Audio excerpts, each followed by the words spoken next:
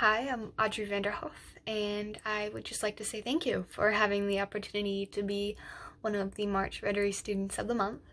And I will begin this speech where the journey began for me, which was at ABC Preschool, where I got to be a caterpillar.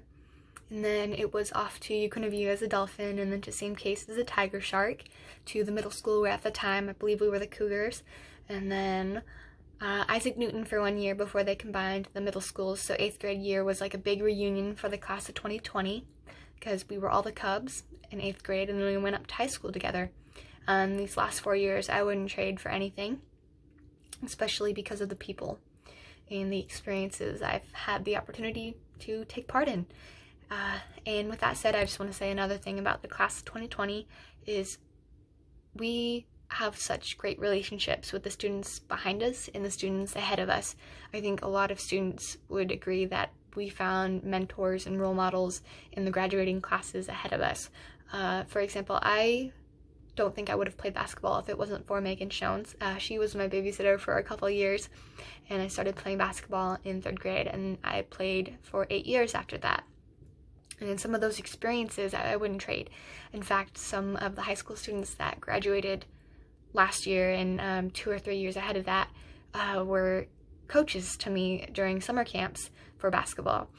And I think because of the relationships with them, they really influenced me to take advantage of sports in high school. And I guess I'd like to say thank you to them. And also teachers and community members that really helped me with my education. Miss Dordan, for example, she helped me when I had reading issues when I was younger. Something that shaped me as a student was that experience of being pulled out of a class and informed that I needed to build my reading abilities. I felt embarrassed, kind of frustrated because I was a stubborn child, simply because I didn't like reading because I wasn't good at it. And to me that was a logic. But after 3 years of work with amazing people, there was programs at our library actually during the summer, and then during recesses I would go to a group and we would read together. And without that, I wouldn't have been where I was in 4th grade, where I was told I was done. I was done because I had graduated.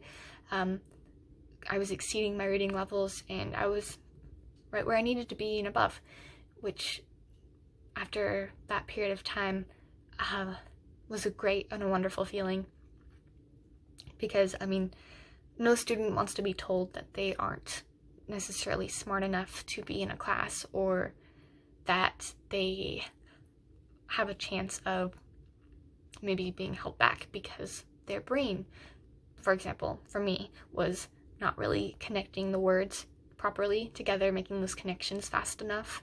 And it turns out I actually needed reading glasses. And I think over time, that experience has become more meaningful to me as I gotten older and learned to be proud of myself as that little kid and not be embarrassed by that. Because the funny thing is, if you ask any of my classmates to describe me in 2 words, they would probably say smart and nice, kind of nerdy, quiet. I know that was 4 words, but they would say 2 of those.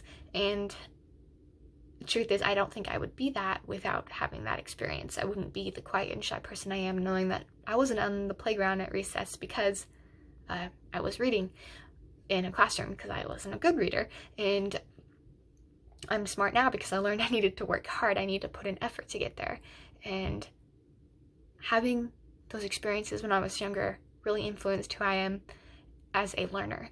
And people in Newport, people in our community, people at our school are the reason I believe I'm the person I am today, including my family members. It's because of the experiences they gave me. And with that said, I'd just like to say thank you once more and hope you all have a great day.